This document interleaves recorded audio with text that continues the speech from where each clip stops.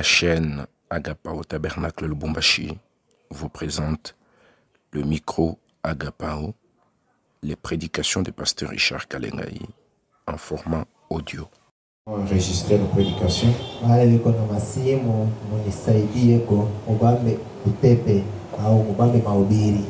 J'enregistre souvent la prédication, mais il arrive des fois que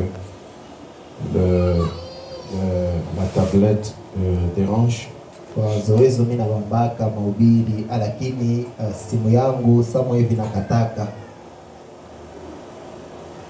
Bien, nous allons prier le Seigneur. Seigneur notre Dieu, nous voici encore ce soir réunis pour l'écoute de la parole de Dieu et la transformation de notre intérieur. Seigneur Jésus, nous prions que tu puisses être de la partie, être parmi nous dans tout ce que nous allons parler. Que cette gloire qui descendait sur le temple et dans le lieu très saint descende aujourd'hui. Parce qu'il est écrit que le voile du temple se déchira afin de donner accès à cet endroit dont il n'y avait aucune possibilité pour que n'importe quel homme puisse y entrer. Et cette fois-ci, ne pas y entrer, c'est ça la mort. Nous prions, Seigneur, que tu puisses nous amener à l'objectif pour lequel le message de Frère Branham est arrivé en ces temps de la fin. Puisses-tu descendre, Seigneur, et faire en sorte que nous et la parole, nous puissions devenir un. Et que les influences du monde extérieur ne puissent jamais venir sur notre vie pour nous envoûter ni créer quoi que ce soit de négatif. Descends, Seigneur, sois parmi nous, oint notre foi, et fais que nous puissions être utilisés par nos oreilles à entendre et à faire passer ce qui est dans nos oreilles vers nos cœurs. Père éternel, écarte de nous toutes les embûches et les empêchements de Satan, toutes les puissances maléfiques, nous les écrasons dans le nom de Jésus-Christ. Je m'écarte moi-même du chemin. Je veux, Seigneur, que si quelqu'un est venu ici et qu'il a, oh Dieu, un besoin, puisses-tu, à travers la prédication de la parole, donner réponse à ces besoins-là. Parce que tu es parmi ton peuple et tu nous as promis d'être avec nous et de ne jamais nous abandonner jusqu'à la fin des temps. Descends, Seigneur, parce que nous avons reçu un message plus puissant, un message qui ne peut pas être comparé avec les bruits de ce monde, qui ne peut pas être comparé avec les choses qui se disent dans les dénominations, les petites histoires belles aux oreilles, mais qui ne donnent pas la vie. Nous avons reçu un message qui transforme. Nous voulons que ce message, cette puissance qui est dans ce message, travaille dans nos vies et nous donne cette vie. Nous comptons sur toi, Seigneur, parce que tu es le seul en qui nous avons mis toute notre confiance. Et c'est toi qui es venu nous chercher pendant que nous étions dans les dénominations. Tu as crié très fort et nous avons entendu ta voix. Nous sommes venus répondre à ton appel. La trompette a sonné et nous voulons que cette trompette nous transforme. Sois avec nous maintenant, du début jusqu'à la fin. Prêche à ma place et guide-nous dans le nom de Jésus-Christ. Nous te prions ainsi pour ta gloire. Amen. Amen. Encore une fois, sans se fatiguer, que Dieu vous bénisse. Amen. Nous avons commencé un thème le dimanche sur ceci passera aussi. C'est une histoire que nous relatons. Mais dans cette histoire, nous tirons une leçon, nous tirons beaucoup de leçons. Nous tirons des enseignements qui vont nous aider pendant toute cette période. J'aimerais ici récapituler cette histoire pour que chaque personne puisse saisir quelque chose. Parce que je ne veux pas que quelque chose puisse passer quelqu'un. Je crois que les dimanches, les sons étaient tellement bizarres. Nous avons été beaucoup combattus le dimanche. Mais nous savons que nous ne sommes plus dans la cour des enfants. lakini tunajua ya kwamba hatuna tena batoto kabisa. Nous sommes déjà dans la cour des grands. Hapa tuko hatua ya bakubwa. Les sons, ça ne peut pas nous déranger. Hivi vyombo aliwezi kuharibisha au kutuvurusha. Nous sommes passés par tout ça. Tushapitia mwile mambo yote. Et nous avons prêché dans la bouche tout ça. Tulihubiri mwile namuna na vilipita. Le temps viendra où tout ça va terminer pour toujours. Wakati iko namna kwamba yote tu. Mais cela nous montre aussi que ceci passera aussi. Binatonesha kwamba hivi vyombo vile vilikatika itapita bitafanyika. Nous devons dire amen à ça. Ukweli na tuseme amina. Pendant que nous sommes encore dans le temps, wakati tuko mu wakati, il y aura toujours des dérangements. Hivi tuko mu wakati kuko paka mamvuruko. Nous serons toujours attaqués par le diable. Na ibilisi atatukombanisha paka. Surtout quelque chose que le diable n'attaque pas, faut maintenant dire ça appartient au diable.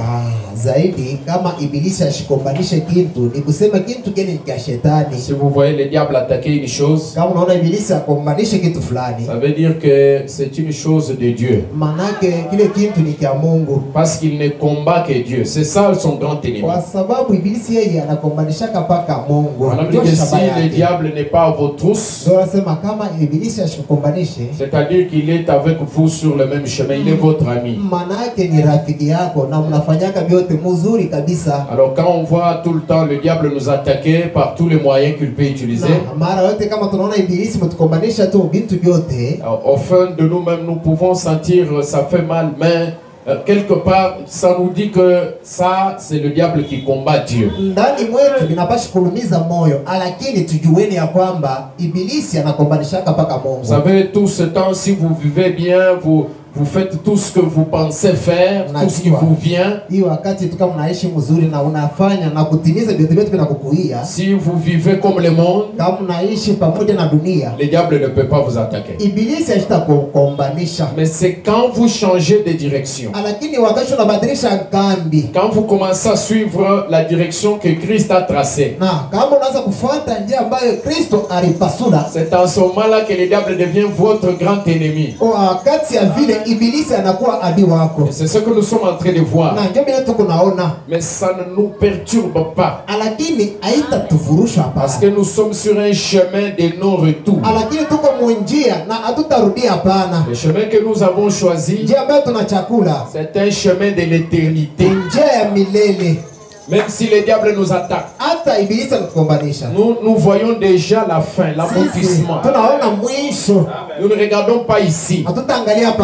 Il peut nous attaquer, il peut nous critiquer, il peut nous envoûter, mais nous ne regardons pas à toutes ces distractions.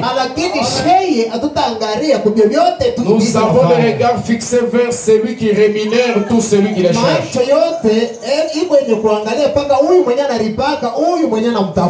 Je reprends ce que je parlais le dimanche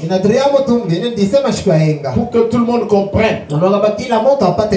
Je sais que le dimanche, beaucoup de gens, surtout les gens de maternelle, n'ont pas compris.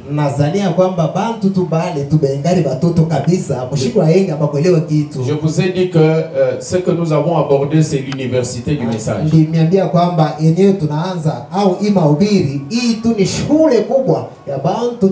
y avait même des enfants de maternelle qui dormaient. Parce que ça ne les intéresse pas. C'est tellement haut qu'ils ne peuvent pas saisir. Ils aiment qu'on leur dise soyez guéris, recevez l'argent. Là ils vont crier des amens très haut là. Mais je veux que tu réserves cet amen là pour dire amen même si tu n'as pas compris.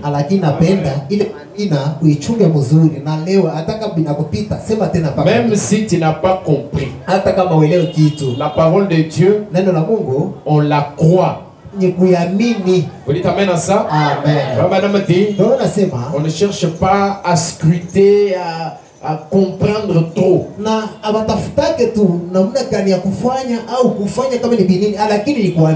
on croit à la parole. Vous avez mis beaucoup de guillemets. Vous pouvez juste ajouter la passe. Amen. Amen. Ok, très bien. Maintenant, je reprends l'histoire pour que tout le monde comprenne. Nous voulons nous mettre tous au même pied d'égalité pour que tout le monde saisisse maintenant. Là, je veux que tout le monde saisisse bien.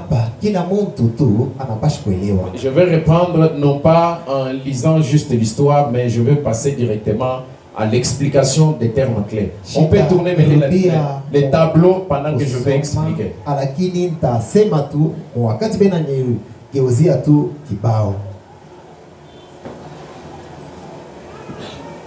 Ok, très bien.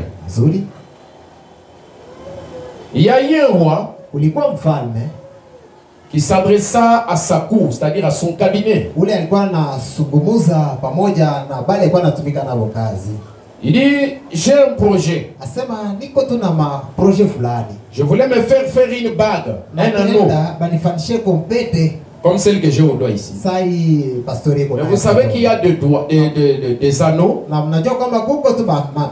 qui n'ont pas toujours une forme uniforme. Ça arrive au niveau au-dessus ici. On ajoute quelque chose là-bas. Une pierre précieuse par exemple. Telle que j'ai dessiné là-bas. Je ne suis pas un grand dessinateur, mais quand même celui qui peut comprendre va comprendre. Alors c'est une bague que j'ai essayé de dessiner. Alors le roi voulait se faire une bague comme ça. Et il disait c'était une belle bague. Et frère Branham nous dit que la parole de Dieu est la pensée même de Dieu. Et ces bagues-là devaient être serties d'un diamant au-dessus. Beaucoup, la plupart d'entre nous ici, les frères, proviennent d'une région où se trouvent les diamants. Qui a déjà vu les diamants? Qui a déjà touché les diamants? Moi, j'ai déjà touché les diamants. Et voir. Qui a déjà vu les diamants? Très bien. Il y en a qui ont déjà vu les diamants. Même dans une vidéo. Qui ont déjà vu les diamants. Même dans une photo. Ou sur un dessin. N'importe où. Qui a déjà vu les diamants. Les diamants, c'est une pierre précieuse. Il existe beaucoup de pierres précieuses. Mais la plus dure de toutes les pierres précieuses, c'est les diamants.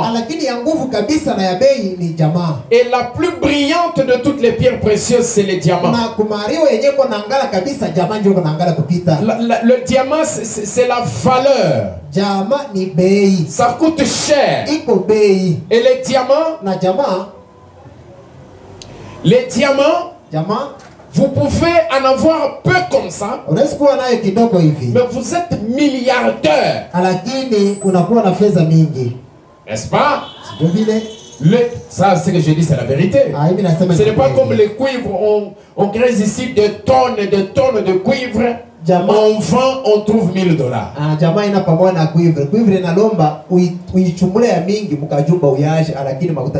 Vous pouvez ici transporter des tonnes et des tonnes de cuivre, des tonnes et des tonnes.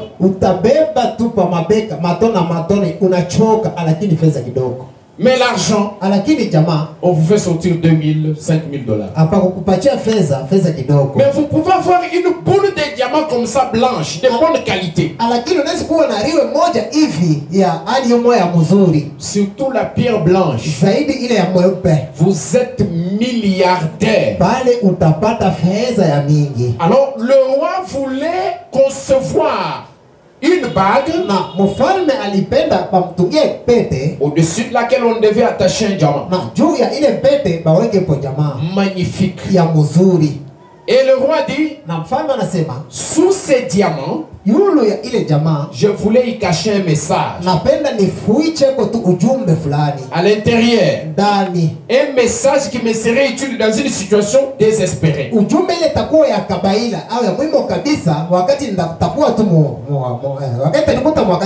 Ça devait être un message court. inapaswa kuwa ujumbe ya mfupi, afin qu'il puisse se cacher sous les diamants. namna kwamba ile ujumbe ikuwe chini ya jamaa. Donc nous avons la bague là-bas, Tuko na pete hapa, nous avons les diamants au-dessus de la bague, tuko na jamaa juu ya pete, mais en dessous de cette bague, entre la bague et le diamant, lakini katikati ya jamaa na yenye pete on devait y cacher un petit message écrit sur un papier. balipashi kufuchika pale ujumbe kidogo yenye kuandika pakatasi. Mais ce message qu'on devait cacher Lakini ujumbe yenye lipashi kufucha pale devait être un message qui, quand on ouvre ces diamants, lipashi kuwa ni ujumbe wakati banatosha ile jamaa on lit le message, na banasoma ujumbe, le message produit un miracle. ujumbe inatenda Ça mjiza. devait être un message solution. Inapashi kuwa tu ni ujumbe jibu, Ça devait être un message de paix. inapashi kuwa ujumbe ya amani, Ça devait être un message de tranquillité. inapashi kuwa tu ujumbe tu ya ukimya, Ça devait être un message de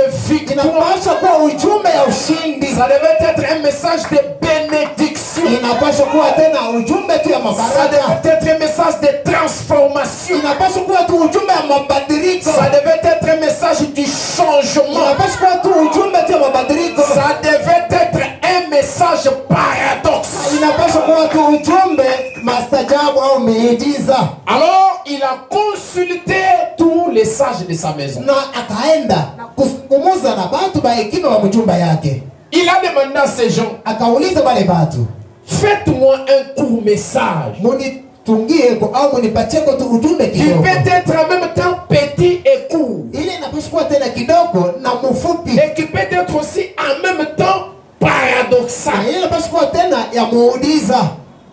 Faites-moi ce message-là. Muniandikie ile ujumbe. Et les gens de sa cour étaient des hommes sages. Na batu ba mpango yake balikuwa tu batu ba hekima, Ils avaient la capacité d'écrire de longs traités. balikuwa na uwezo ya kuandika tu vya birefu, Mais pour trouver un court message, lakini ndio kupata ya mfupi ile bali balomba, ils n'avaient pas cette capacité. ile uwezo haikukuweko. Alors le roi Na pale mfalme est allé consulter un des plus anciens serviteurs de sa maison. na alienda kuonana na mmoja tu wa zamani kabisa, mzee wa mjumba yake, Et il lui a posé la même question. na akamswali swali moja moja, Je vais trouver un message à cacher. napenda nipate ujumbe ya kufucha. Est-ce que tu peux me trouver ce message? Eti utapata ile ujumbe, Un message paradoxal. ujumbe muujiza. Alors le vieil homme lui dit, Na ule mtu mzee akamwambia, parce que cet homme ici, il était vieux, bien sûr, il avait élevé le roi avant qu'il ne soit roi. kwa sababu ule mtu alikuwa mzee kweli, lakini alimkomesha mwenye mtoto ule anakuwa Parce que la mfalme. mère du roi était morte avant. Mtoto wa mfalme alikufa Il était mbele, mort trop tôt. alikufa tu engali tu mtoto. Alors le vieil homme lui dit, Sasa ule mzee anamwambia, moi je ne suis pas sage, niye shina wa hekima, je ne suis pas un érudit, shina tu muntu tu wa je n'ai hekima, même pas beaucoup étudié, shikujifunze tena, mais je connais le message. lakini mimi najua ujumbe, Car il n'y en a qu'un. kwa sababu ujumbe iko ni moja. Il ajoute, Akaongeza, personne parmi ces gens ne peut te les donner. hakuna mtu katika hawa watu wale watakupatia ujumbe. Il ajoute, Akaongeza tena, seul un mystique, ni mpaka mtu mmoja wa mastajabu, seul un être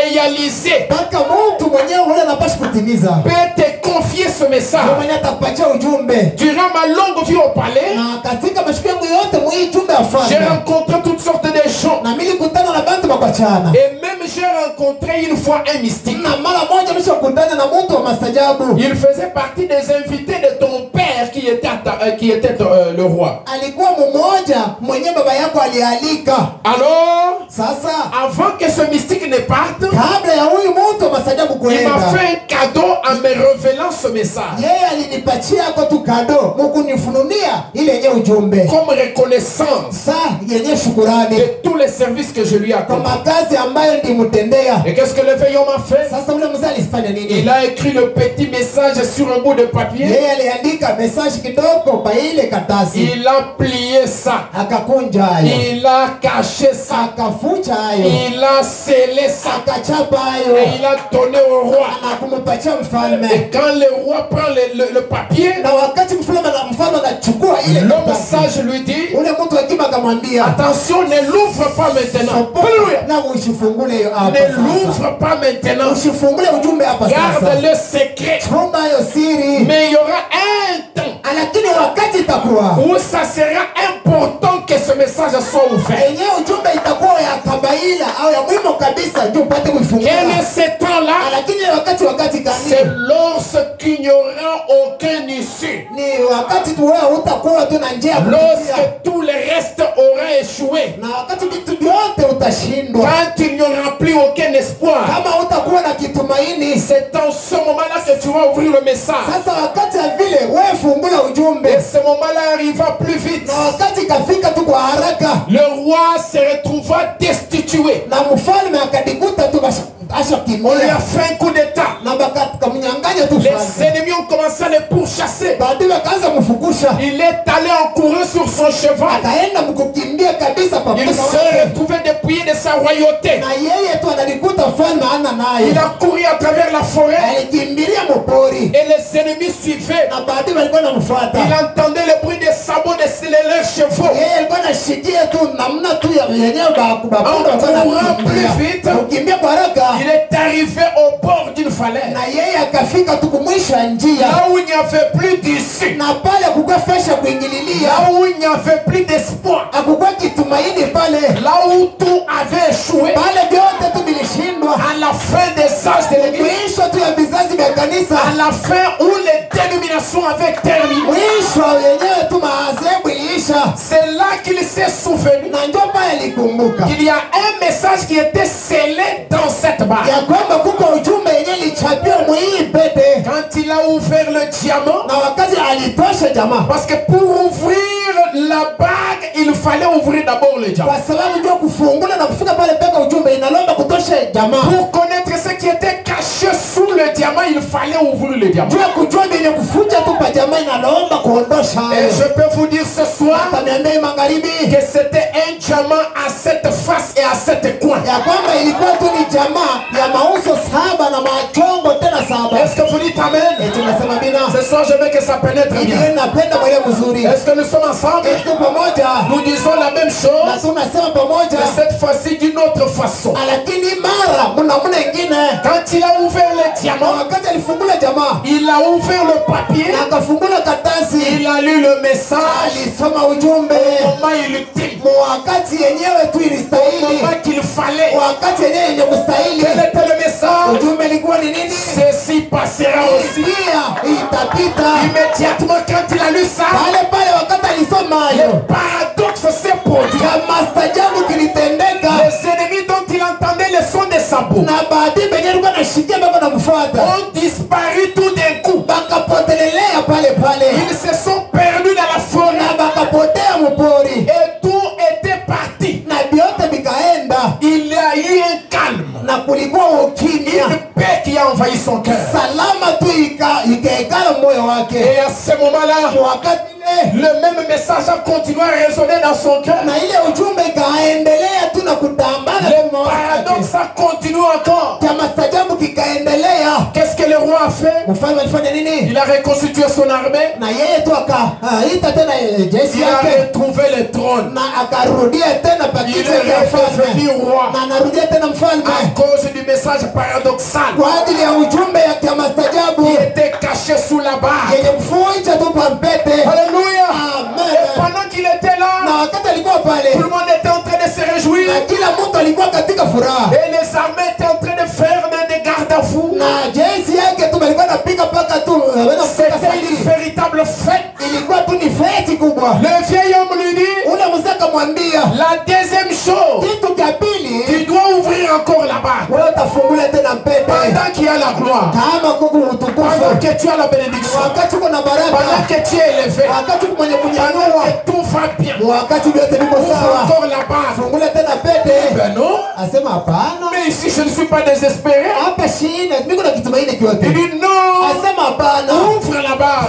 pete. C'est ce que le mystique avait dit. Na ndio kenye kya maajabu kilisema. Quand il a ouvert là-bas, Wakati alifungula pete, il a lu. anasoma Ceci passera aussi. kwamba hii pia itapita. Qu'est-ce qui passera aussi? Kinini kitapita pia? Pas seulement la souffrance, Haina mpaka mateso. pas seulement la peine, Haina tena mpaka mais mateso. aussi même la gloire, Hata utukufu même tena. la richesse, Hata utajiri. tout ce que nous recherchons sur la terre, Chochote tunatafuta hapa duniani. ça va aussi passer. Ndio pia vitapita. Le roi, il est calme, la même paix Mfalme akapata ile salama a envahi moja son cœur. na ile salama ikaekala mzuri moyo Il wake. était tellement soulagé. Alikuwa tu mwenye kuondoshwa kabisa. Puis il pose la question au vieil homme. Pia kwa ule Y a-t-il quelque chose de plus? kitu cha kuongeza? Le vieil homme lui dit, Mzee akamwambia la dernière chose que le mystique m'avait dit, kitu cha mwisho kenye wa mastajabu aliniambia c'était ceci. ilikuwa ni hivi, Tout passe. yote viko napita, Seul toi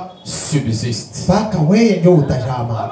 C'est toi seul qui es le témoin de tout ce cauchemar. Wewe ndio mshuhuda De ce qui semble être la réalité. kwa hivi vyote vinaonekana sa ukweli. C'est là qu'Ecclésiaste dit, Ndio pale Ecclesiastes anasema vanité de vanité. vitu vyote viko napita, Tout est vanité. vyote vitapita. Quel avantage revient-il à l'homme de toute la peine qu'il se donne sous le soleil? Vitakuwa vya muhimu kwa mtu. Kwa hivi vyote vinaonekanika chini ya Une jua. génération s'en va, une autre vient. Kizazi kitapita na kingine kitarudia. La terre subsiste toujours. Dongo Mungu utabakia. Le soleil s'élève, le soleil se couche. Jua inatoka na Il inaingia soupire après les lieux, na inaingia na kupita d'où il s'élève de nouveau. na kuingisha inatoka tena. Il dit, toutes choses sont en travail. Aseme kila kitu kiko mkazi. Au verset 9, Mstari ka 9, ce qui a été, kenye kilikuwa c'est ce qui sera.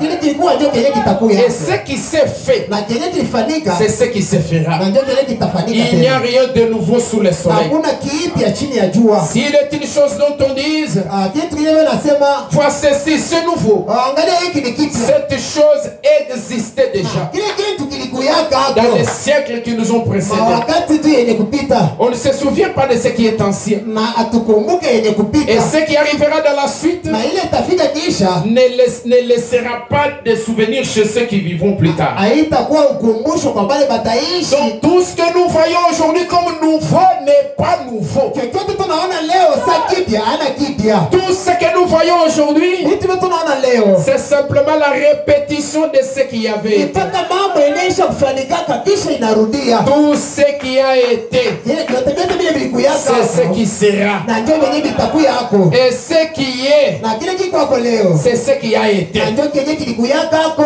Alléluia. Amen. Maintenant, nous sommes entrés dans le décryptage de notre message. Sasa hapa tunaingia mkindani kya mjumbe Nous yetu. avons compris que le roi, c'est nous, c'est toi, c'est moi, c'est lui. Tunaelewa kwamba mfalme ni wewe, mimi na wewe tena. Et frère Branham nous a dit, Na ndio anatuambia vous êtes des rois, wewe mko wafalme, vous êtes des sacrificateurs. mko makwani. Parce que la Bible dit, Biblia inasema j'ai fait de vous un royaume et des na sacrificateurs. mimi namifanya tu muko tu bafalme na bakwani. Amen. Amen. Le roi là, Ule mfalme ule c'était nous. ni sheye. Est-ce que nous comprenons ça? Esi tunaelewa mzuri. C'est pourquoi j'ai écrit là-bas, Ndio kama naandika hapa le roi égale nous. C'est quelque part. mfalme tu ni sheye. Donc c'est nous qui sommes le roi. Sheye ndio mwenye mfalme. Les conseillers au pluriel du roi, Mashauri ba mingi tu wenye ba mfalme. ce sont les prophètes, Ni wanabii, les scribes et consorts waskrimu na wale wengine. qui ont été utilisés par le Saint-Esprit pour écrire les livres. Wale walitumikishwa La kwa mtakatifu ndio kuandika Biblia. Par l'aide du Saint-Esprit. Kupitia usaidishi wa Roho Mtakatifu. La bague, c'est quoi? Pete ni nini? La bague, c'est le symbole d'une alliance. Pete ni alama tu ya agano. La bague, c'est la parole de Dieu. Pete ni neno la Mungu yenye kuandikwa. La bague, c'est la Bible. Pete ni Biblia. Et la Bible a deux parties. Na Biblia iko na vipande mbili. La Bible, la bague a deux faces. Biblia au pete iko na ngambo mbili. Est-ce que vous êtes avec moi? Tuko pamoja. La face est Na hii tu ngambo tu ya kueste. et la face ouest. Na ya kulu weste. Alléluia. Amen. Et cette Bible, Na hii Biblia, la Bible est écrite en deux parties Biblia iko yenye kuandikwa mu vipande qui viwili. sont deux grandes alliances. Yenye kuwa maagano mbili kubwa. L'ancienne alliance Agano la et kale. la nouvelle alliance. Maagano jipya. L'ancienne Testament Agano la et Kale le Nouveau Testament. Agano Jipya. Alléluia. Amen. Mais la Bible, Lakini Biblia c'est aussi un sceau. na haya ni muri. Alléluia. Amen. Amen. Amen. C'est pourquoi les prophètes disent, Kwa maana nabii anasema dans l'Ancien Testament, Agano la Kale les sceaux c'était généralement un anneau. ni muri ilikuwa tu ni pete. Alors c'est pourquoi nous avons identifié notre bague à la parole écrite qui est la Bible. Ndio kwa maana mpete yetu tunaifananisha tu na neno la Mungu yenye kuwa Biblia. Est-ce que nous sommes ensemble? Hivi tuko pamoja. Nous sommes en train de comprendre maintenant. Tuko mkuelewa. Pour arriver plus loin. Ndio kuenda kusonga mbali. Le fameux message Na hii ujumbe devait être caché inapaswa kufucha à l'intérieur de la bague, ndani tu ya pete. mais entre le diamant et la bague. Lakini katikati ya pete na jamaa. Frère Branham dit, Ndio unasema cette Bible a été scellée. hii Biblia ilichapiwa Cette Bible a été cachée na hii Biblia ilifuchwa aux sages et aux intelligents. kwa bantu ba hekima na bantu ba akili. C'est pourquoi depuis l'Ancien Ndio Testament, kwa maana tangu Agano la Kale Daniel, on lui dit, Danieli banamwambia Daniel, tu as entendu, Danieli, wewe tu unashikia, as vu par la fenêtre, unaonea hapo kwa fenetre, mais Dieu secrète ses paroles. lakini maneno ikuwa siri C'est kwako. pourquoi la Bible n'est pas n'importe quel livre. Ndio kwa maana Biblia ina tu kitabu sa reveillez-vous Et vous hapa devez lire comme la tour de garde. na kuisoma saa tu yenyewe reveillez-vous. La Bible a été scellée. Biblia hiyo ilichapiwa. Frère Branham dit, Ndio mnasema hivi les sept sons ont été cachés sous forme de symboles et de paraboles dans la Bible. mihuri saba ilificha humu ndani ya Biblia. Mais voici quelque chose d'important. Sasa mwanani kitu cha muhimu. Daniel 12:4. Danieli 12 Dieu secrète ses paroles chunga hii maneno siri et scelle le livre na chapa kitabu jusqu'au temps de la fin. ina mwakati ya mwisho. Amen. Amen. Le livre devait être scellé. Kitabu kinapaswa kuchapiwa. C'est pourquoi pour entrer maintenant dans l'explication, Kwa maana ya kuingia mafasirio, la parole, neno le livre kitabu devait être scellé. inapaswa kuchapiwa. Bien sûr que la bague est déjà fondue, elle a été fabriquée. Na kweli tu pete tu ilitungwa. C'est une belle parole. na ni neno tu ya mwisho. C'est une belle bague. Ni pete mzuri. Mais dans ce que vous lisez sur les lignes, Lakini kwa ile unasoma katika mistari il y a une pensée entre les lignes. kuko wazo katika tu mistari. Le message devait être caché Ujumbe hiyo inapaswa kufucha en dessous du diamant, chini ya jamaa, entre la bague et le diamant. katika tu pete na jamaa. C'est ce qu'on a dit encore à Daniel. Na ndio nimemwambia Danieli. Dans Daniel chapitre 12 verset 8. Danieli 12 mstari ya 8. 9 et 10. Kwa 9 tina 10. Il dit, va Daniel, car ces paroles seront tenues secrètes et scellées. Na Danieli uende tujui maneno itakuwa siri na yenye kuchapiwa. On ajoute toujours la même chose. Na banaongeza pa kitu kimoja moja. Jusqu'au temps de la fin. Siri vile ina wakati ya mwisho. Ça veut dire que le message ne devait pas être caché pour toujours. Manake ujumbe hiyo haipashi kufucha tena mwisho tena. Il fallait qu'il soit révélé. Na stahili tu ifunuliwe. Mais il fallait que ça soit révélé au temps qu'il fallait. Lakini kufunuliwa hayo ni mpaka wakati ya mwisho. Quand est-ce que le message devait être révélé? Wakati gani ujumbe ulipashi Au kufunuliwa? temps de la fin. Ni wakati ya mwisho. Plusieurs seront purifiés, Bamingi batatakaswa. blanchis. Batakuwa wasafi. Amen. Amen. Les méchants feront le mal Na babaya bo watatenda et vibaya. aucun des méchants ne comprendra. Na mubaya hata moja shitaelewa. Mais ceux qui ont l'intelligence Lakini wale watakuwa na akili comprendront. bataelewa. C'est pourquoi nous vivons dans l'âge de la connaissance. Kwa maana tunaishi mkizazi tu cha ujuzi. La Bible dit, Biblia inasema hivi. en ces temps-là, la connaissance augmentera. Wakati ujuzi itakuwa tu mingi. La connaissance augmentera. Kujua kutakuwa kwa mingi. Est-ce que vous dites Amen? Eti mnasema mina. Alors nous parlons du diamant. Na tunasema mambo ya jamaa. Les diamants, c'est quoi? Nous sommes en train d'expliquer. Jamaa ni nini tunafasiria? Les diamants sur la bague, Jamaa tu pale papete c'est Dieu ni lui-même. Mungu peke yake. Amen. Amen. Mais Dieu Lakini Mungu se manifeste à travers des dons. yeko najionyesha kupitia mazawadi. Dieu Mungu Mungu il a plusieurs facettes. eko tuna mauso ya kuachana. C'est pourquoi nous avons compris Ndio kwa maana tunaelewa que ce diamant ya ici, kwamba hii jamaa c'est l'agneau de Dieu ni mwana kondoo peke yake qui est devant le trône. mwenye kuwa mbele ya kiti cha enzi, Et cet agneau de Dieu, na ule mwana kondoo wa Mungu il a 7 corps. yeko na masengo saba Et il a aussi 7 yeux. na iko na macho saba. Amen. Amen. La Bible conclut en disant Biblia inaisha mkusema les 7 yeux, hii macho saba ce sont les 7 esprits qui sont devant le ni trône. roho saba yenye kuwa mbele ya kiti cha enzi. Est-ce que vous voulez qu'on lise Frère Branham? Eti tunataka tumseme ndugu Branham. Nous allons lire Frère Branham. Tutamsoma ndugu Branham. Lisons d'abord dans les dons. Tusome kwanza mwambie kuita zawadi. Prêchez le 7 décembre 56. Yenye kubiblia sasa Vous qui 56. notez ça, vous l'avez déjà noté. Ba kuandika tumusha kuandika hapo. Je relis d'abord ça. Tasoma hayo tena. Frère Branham dit, Ndio nasema voyez-vous cela? eti mnaona Tenez, ubabe mzuri. c'était Dieu en David. Dites Alikuwa ni amen. Mungu ndani ya Daudi, msema tena. C'était Dieu en Joseph. Alikuwa ni Mungu ndani ya Yusufu. C'était Dieu en Daniel. Alikuwa ni Mungu ndani ya Danieli. Ça commence très bien, n'est-ce pas? Na inaanza mzuri kabisa. C'était Dieu dans une certaine proportion. Ilikuwa ni Mungu tu ndani ya mtu fulani. Amen. Amen. Mais lorsqu'il est entré en Christ, Sasa wakati anaingia ndani ya Kristo, il est venu dans la plénitude de son être. yeye anakuwa muundele ya Mungu mwake. En lui, il y avait corporellement la plénitude de la divinité. Ndani yake ilikuwa udele ya Mungu.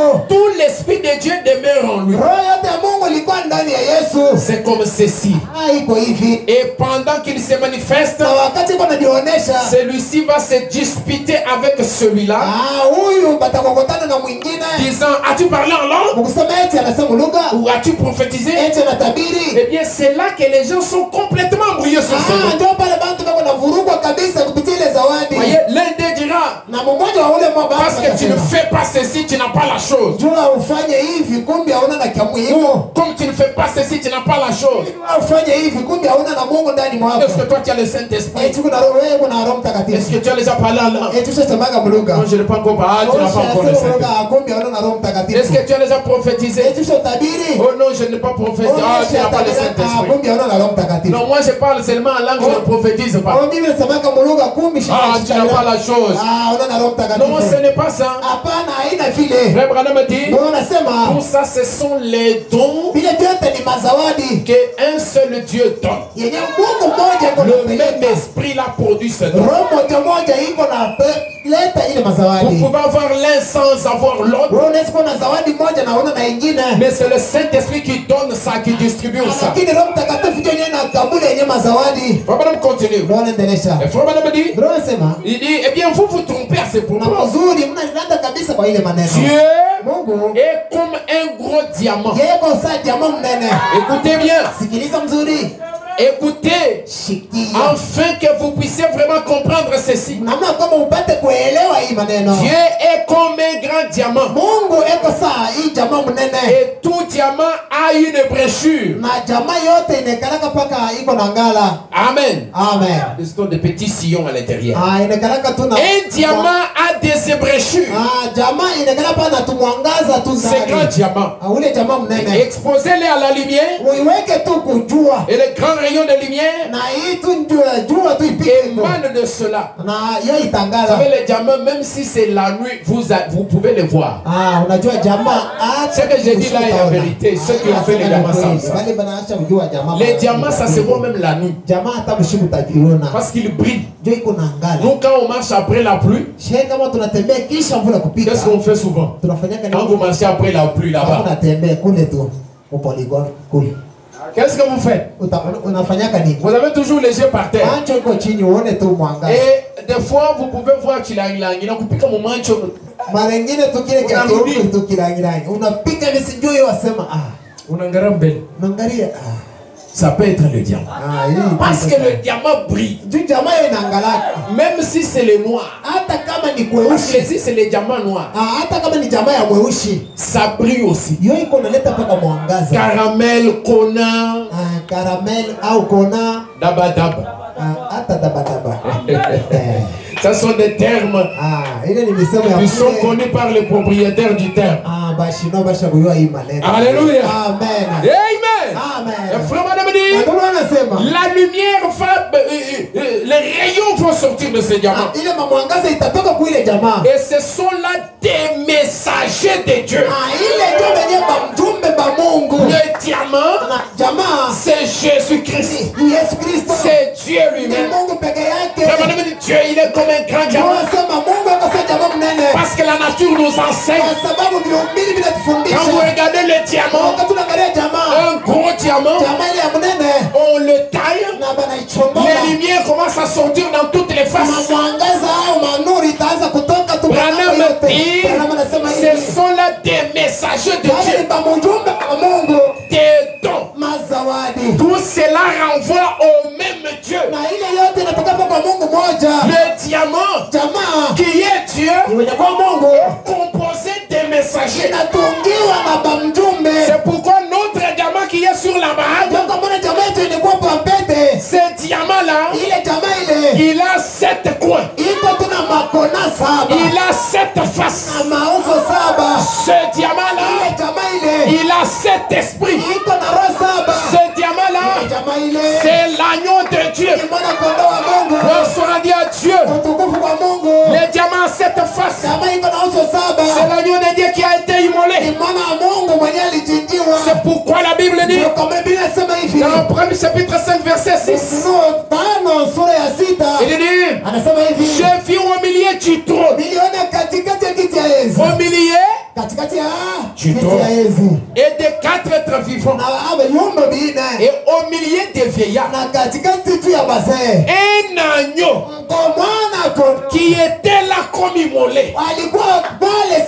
Cet agneau-là avait 7 cornes et 7 yeux. Quels sont ces yeux? Qui sont les 7 esprits de Dieu envoyés par toute la terre.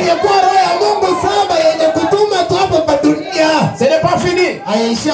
Apocalypse 4, 5. Est-ce que vous êtes avec moi? Apocalypse 4, 5. Du trône sortent des éclairs, des voix et des tonnerres. Devant le trône brûlent 7 lampes. 7 lampes ardentes. Quelles sont ces lampes? Ce sont les 7 esprits de Dieu. Alléluia.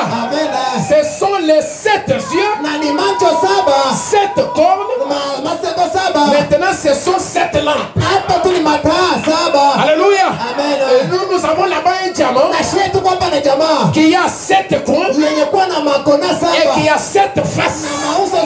Alléluia. Et qui émet 7 lumières. Gloire au Seigneur Jésus.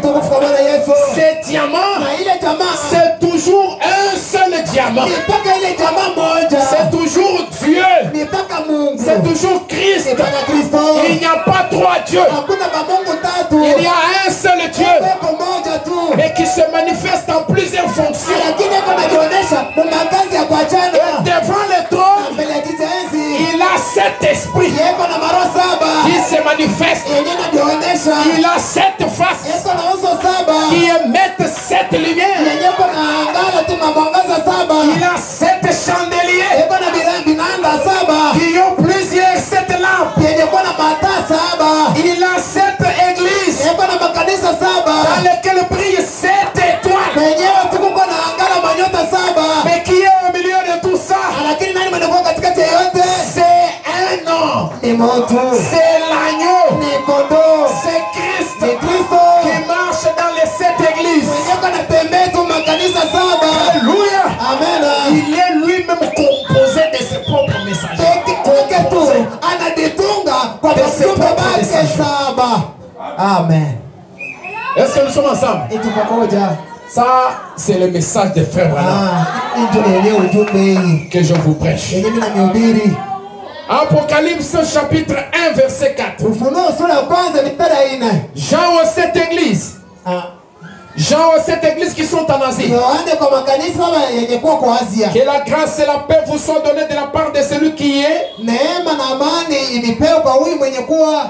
qui était ule alikuwaka et qui vient, na mwenye kuna kuja et de la part de cet esprit qui sont devant son trône, na kwa hii roho yenye kuwa mbele ya kiti yake de la enzi part de cet esprit qui sont devant son na trône. kwa maroho saba yenye kuwa mbele ya kiti ya enzi. Apocalypse 3:1 Ufunuo sura ya 3 mistari ya kwanza écrit à l'ange de l'église de Sardes. yenye kuandikiwa kwa kanisa ya Sarda. Voici ce que dit celui qui a les 7 esprits Mwoneeni kwa yenye inasema kwa mwenye kuwa na maroho saba de Dieu et les 7 étoiles. na manyota saba. Amen. Amen. Donc 7 esprits, Ni kusema 7 étoiles, roho saba, 7 manyota lampes. saba, mataa saba. Est-ce que nous sommes ensemble? Eti pamoja 7 cornes, maseka 7 saba, yeux. macho saba. Tout cela compose un seul. Vile vyote vinajitunga vinakuwa moja. Et c'est l'agneau de Dieu Na ni mwana kondoo wa Mungu qui est devant les trônes. mwenye kuwa mbele ya kiti ya enzi. Exposé de cet état de l'église. Exposé de l'église. Page 248. Page 248. Pour commencer, Ndio kuanzia hapo. nous savons avec certitude que ce verset ne nous enseigne pas une doctrine nouvelle. Tunajua na hakika yote ya kwamba hii mstari haitufundishe tu mafundisho ya Les mupya. 4 versets que je viens de lire. Hii mstari saba inatokea kusoma. Et ce n'est pas une nouvelle doctrine, Na haina tu mafundisho un mupya. enseignement nouvel. Mafundisho ya Et mupya. contraire à Jean 4:24. Yenye inapinganisha Yohane 4 mstari wa 14. Jean 4:24 dit Dieu est un seul esprit. Mungu eko moja na roho moja. Vous dites amen à ça? Amen. Ceci est plutôt à rapprocher de 1 Corinthiens 12, Hii 8 à inakawia 11. kabisa na Wakorinto mstari ya 12. Ceci, donc ces 4 choses, c'est ce que nous venons de lire. Na hiyo tunatokea Nous devons kusoma. les rapprocher avec 1 Corinthiens 12, 8 à 11. Itakaribia kabisa na Wakorinto. Et vous savez ce qu'il est dit dans 1 Corinthiens 12? Unajua yenyewe nasemewa tu Wakorinto On dit- 12 wanasema Un seul esprit se manifeste à travers 9 dons, roho moja inajionyesha kupitia mazawadi 9 9 manières différentes. namna tu ya kuachana. De sorte que nous savons que l'essence de ce cet esprit de Dieu, Na namna kwamba tunajua mlango ya kila tu roho ya Mungu c'est qu'il y a un seul et même esprit qui se manifeste de 7 manières différentes. ni ya kwamba kuko tu ni roho moja ndio kunajionyesha namna ya kuachana. Est-ce que ça se fait comprendre? Unaelewa mzuri? Or, dans Bravo. Apocalypse 4, 5, Ufunuo 4 mstari ya 5. ces mêmes 7 esprits sont appelés des lampes ardentes Na hii roho yenyewe inaitwa tena mataa yenyewe na ngala. qui brûlent devant le Seigneur. Yenyewe na ngala mbele ya Bwana. Comme Jean n'a jamais utilisé dans Apocalypse d'autres symboles que ceux de l'Ancien Testament, Sasa vile baada ya tumikisha tu kwa mfano nyingine mpaka ile agano la kale. nous nous référons à l'Ancien Testament Tutafananisha tu agano la kale. et nous trouvons dans Proverbes chapitre 20 verset 25 Na tunakuta tu mfumbo tu mistari ya 13 que l'esprit de l'homme est une lampe de l'éternel. kwamba roho ya Mungu ndio ni taa ya milele. Version Darby. Yenye kugeuza kwa darbi. Ces 7 esprits sont donc en rapport avec l'homme. Na hii roho saba inafanana kabisa na mtu. Amen. Amen. Parce que l'agneau de Dieu Kwa sababu mwana kondoo wa Mungu qui a été immolé mwenye alichinjiwa n'a pas été immolé en tant qu'esprit. yeye ashikutindiwa saa roho hapana. Il s'est fait chair. Yeye akanifanya mwili. Il est devenu homme. Anakuwa mtu. Il est venu sur la terre. Anakuya hapa dunia. Il a accompli sa mission de rédempteur Anatimiza kazi yake ya ukombozi. en tant qu'homme Sa mtu. dans la chair. Mwili ya mtu. Amen. Amen. Et quand il monte au trône, Na wakati anapanda kiti ya enzi, Jean dit, Yohana anasema, j'ai vu un agneau qui était comme immolé. na mimi naona tu mwana kondoo ule alikuwa soma wa kuchinja. C'est-à-dire qu'il était déjà venu en chair. Kusema alikuwa shakuya mwili Il a été tué, na aliuawa, immolé pour nos péchés, alichinjiwa kujua madhambi à la yetu. croix dans ce corps-là. Kwa msalaba mwili yake. Puis il est monté au ciel. Kisha akapanda kwa mbingu. Ce corps-là, Na ile mwili assis à la droite du Père, yenye kuketi tuku ya uwezo ya Baba. a cette composition. Na eko tuna kujitunga saba. C'est pourquoi les 7 esprits Toka maana hii maro saba. qui sont envoyés sur la terre Yenye litumwa hapa dunia. vont aussi entrer dans des hommes. Itaingia nayo ndani ya mtu. Amen. Et on dit bien que ces 7 Na esprits, wasema hii maro saba. ce sont les 7 esprits envoyés. Ni maro yenye kutuma. Nous sommes ensemble? Etu pamoja. À travers toute la terre. Kupitia dunia mzima.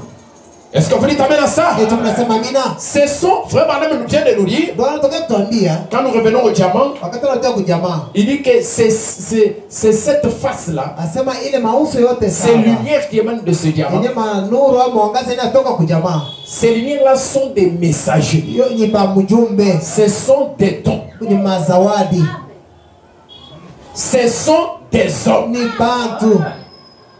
Mais quand on les prend tous dans l'air ensemble, on voit l'agneau. Lakini kama tunawaweka wote tu pamoja, tunaona tu mkondoo wa Mungu. Vous dites amen dans la parole? Eti tunasema amina? Quand on les prend tous ensemble, Wakati tunawaweka wote pamoja, on voit cet esprit d'un même Dieu. na tunaona ile roho kupitia Mungu moja. Frère Branham dit, ils sont en rapport avec l'homme. Bo beko tumekupatana kabisa na Mungu. Ça c'est à retenir très important. Haini ya kubamba ya muhimu kabisa. Branham dit, Brahma anasema et il dit, cet esprit sont donc en rapport avec l'homme. haima roho iko tu yenye kupatana kabisa na Mungu. Dans Jean 5:35, Yohane 5:35. Jean-Baptiste est appelé une lumière qui brûle. Yohane Mbatizaji anaitwa nuru ile kwa ngala. D'après la version anglaise du roi Jacques, la traduction de la Bible du roi Jacques. Kwa ile kitabu cha Jacques.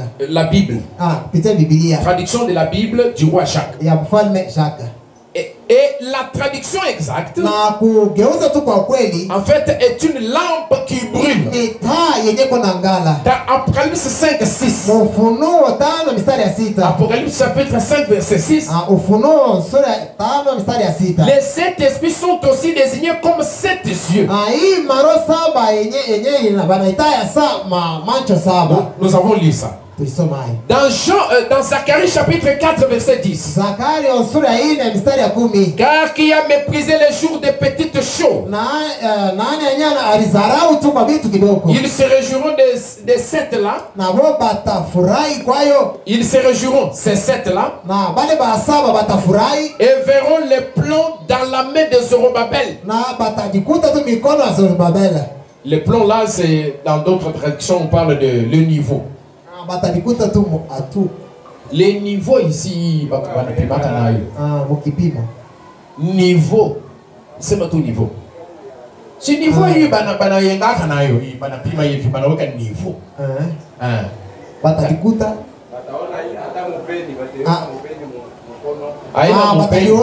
non. Ça, il est niveau mkono ya Zorobabel. Niveau.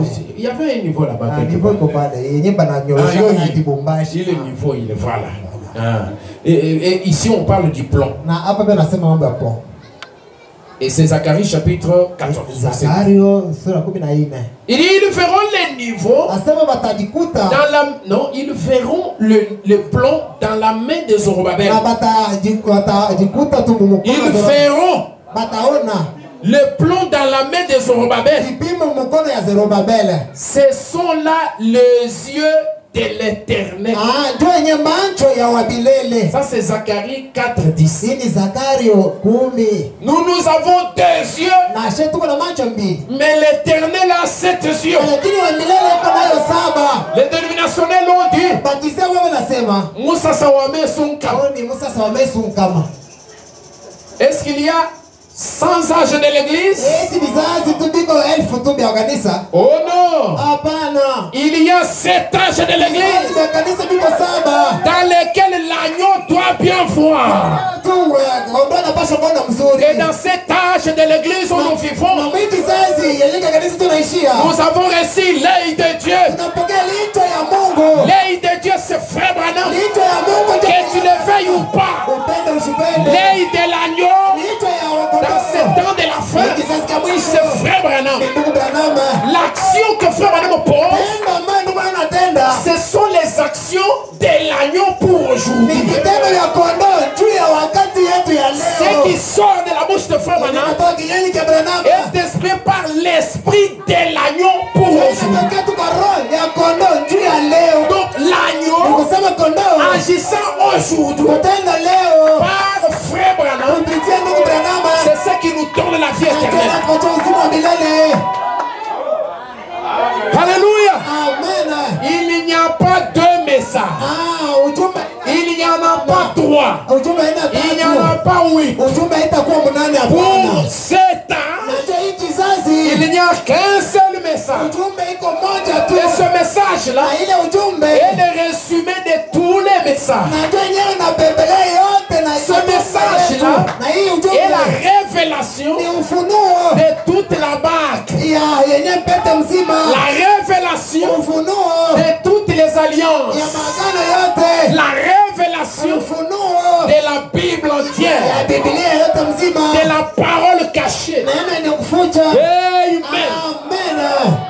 Souvent, il faut même prendre des petites histoires Kwa sasa unachukua katu pour faire comprendre bien aux gens. bantu bapate kuelewa mzuri, Et ce soir, nous prenons cette na histoire. hii magharibi tunachukua tu paka vile pamoja Amen. na amen. Amen. Amen. Frère, madame, continue l'explication. Tunaendesha na kufasiria. Il dit de toute évidence, c'est il. On a utilisé le Anabisha pronom yote il. Bana, Le pronom là qu'on a tumikisha utilisé, ule. il, se rapporte ici à des hommes. na hapa inafanana tu na batu. Vous voyez? Unaona? Ainsi, dans ces cas, Na mwi nous mambo voyons que les yeux de l'Éternel sont des hommes. tunaona kwamba macho ya milele ni batu, Des hommes ouins bantu et bapakaiwa remplis du Saint-Esprit. penye kujazwa na Roho Mtakatifu. Bien sûr. Kweli, Car les ministères de Dieu ne peuvent pas s'accomplir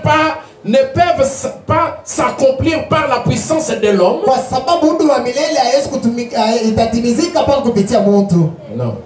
Ils ne peuvent pas s'accomplir par la puissance de l'homme. Haiwezi kutimizika kupitia uwezo ya mtu. Les Hapana, ministères. huduma ile, Il dit, mais seulement par la puissance du Saint-Esprit. lakini itatimizika kupitia uwezo wa Roho Mtakatifu. Si nous rassemblons les découvertes que nous avons faites dans les Écritures, Na kama tunakusanya yenye tulivumbula kupitia maandiko, il devient évident que le Saint-Esprit de Dieu se rapporte au ministère ininterrompu du même Saint-Esprit dans la vie de cet homme. itaonesha kwamba huduma wa milele itajionesha kweli kweli tu ile huduma ndani ya mtu.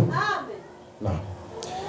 Il dit, Anasema le Saint-Esprit de Dieu ile maroho saba ya Mungu se rapporte au ministère yoye c'est un seul ministère, Hein? au ministère ininterrompu yo itafanana na huduma moja tu ya Mungu yashipo kuanguka. Oh là là, c'est Yashipo l'enseignement. C'est l'enseignement. Ça, c'est très important. ya muhimu Frère kabisa. Branham dit ceci. Ndio nasema hivi. Il devient évident que Itakuwa na kisha ya kusema le Saint-Esprit de Dieu ile maroho saba ya Mungu se rapporte, donc parle de, iko na se rapporte au ministère ininterrompu du même Saint-Esprit. iko nasema kwa huduma hii yashipo kushimama ya Roho Mtakatifu.